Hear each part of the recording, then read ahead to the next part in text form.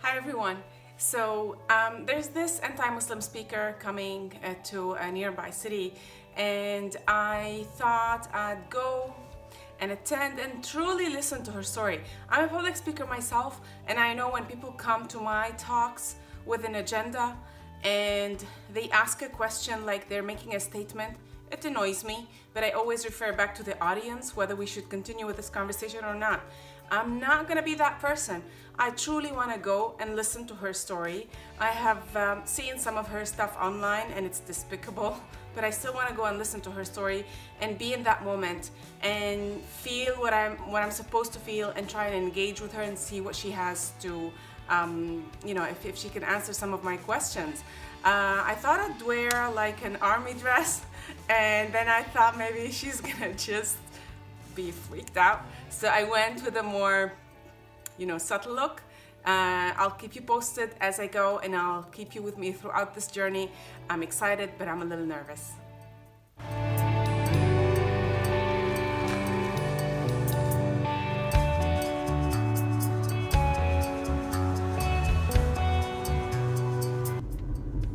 I forgot to say that the place where it's taking place, this is in Madison, so that's even another, and it's in Wisconsin, another state. So as I'm traveling now, I am doing some remembrance of the Prophet because he was described in the Quran as a mercy to mankind, and even the mention of his name just gives me peace.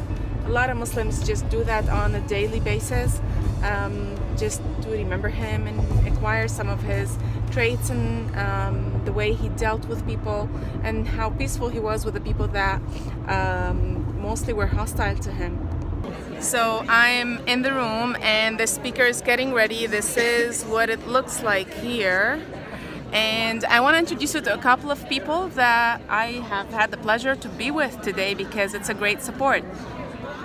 Hi, I'm Robin Phillips. I'm the Executive Director of the Advocates for Human Rights. And why do you think you're here, Robin? I'm here because I am in favor of respect for freedom of religion, and I want to make sure that alternative views are expressed today. And why do you think this is not the First Amendment, people wanting to say whatever they want? Well, definitely that people can say what they want, but the rest of us have to react appropriately. Okay, thank you. And this is John. Hello, my name is John Emery, and I'm with the Islamic Resource Group. And why are you here, and what do you hope to get from it? So I'm here just to observe. What I'd like to know is just what these people are saying, because we plan on organizing an interfaith panel after this is over to hopefully just talk to the community members and actually hear from regular Muslims and hear what other people of other faiths have to say. Okay, so I attended the event.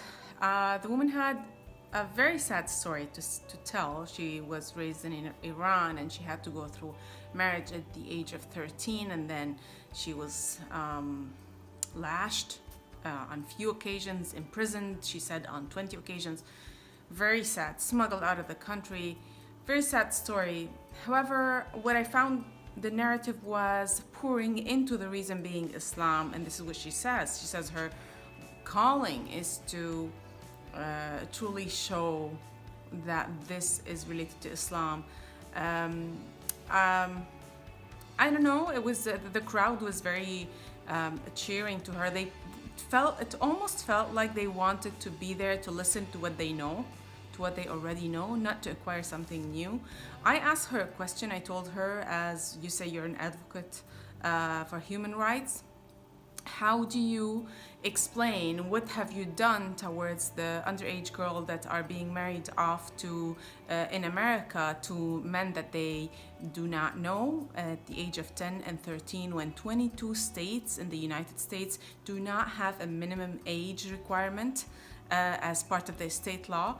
And she literally did not know what to say with that question. So that showed that the interest, to me, it showed that her interest is not truly human rights, but to truly create hate and spew more of what is being said politically about Muslims. My one advice for people who encounter people like these, if you want to know about Muslims, please ask Muslims. Get your tough questions out there. Do not compromise on what you need to know. Do not shy away from questions. Get people who know about Islam and ask them everything you want. Anyway, I'm really exhausted. I'm about to have dinner with my husband, and I'm so happy to be home and safe.